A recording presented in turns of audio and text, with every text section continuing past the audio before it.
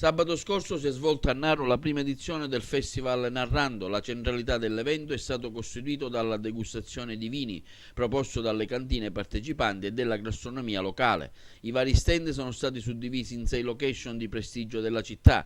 Le mostre si sono concentrate tra Piazza Garibaldi, Palazzo Municipale, Chiesa Madre, Via Bandino e Castello Chiaramonte.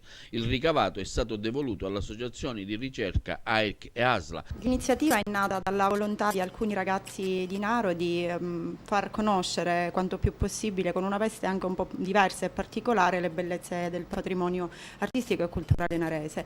Le soluzioni che abbiamo trovato in questa occasione sono quelle di avere una serata dedicata completamente ai percorsi che si sono ricreati all'interno di Naro, con musica, mostre d'arte, degustazioni, che hanno fatto sì che molte persone del territorio limitrofi venissero a Naro, in alcuni casi anche per la prima volta, potendo assaporare al meglio quelle che sono le bellezze naresi. La finalità era quella ovviamente di promuovere il territorio, ma anche di creare una sorta di movimento di collaborazione tra i ragazzi del nostro territorio. Il risultato è stato molto importante perché questa collaborazione si è creata e il risultato finale al quale siamo arrivati è stato quello di dar vita ad un progetto che si chiama Narrando, che vedrà ulteriori episodi nel corso dell'anno a venire, insomma. Il nostro interesse è quello di sottolineare alcuni aspetti del territorio narese che sono poco conosciuti, e quindi in modo tale da mettere in risalto tutti i vicoli del centro storico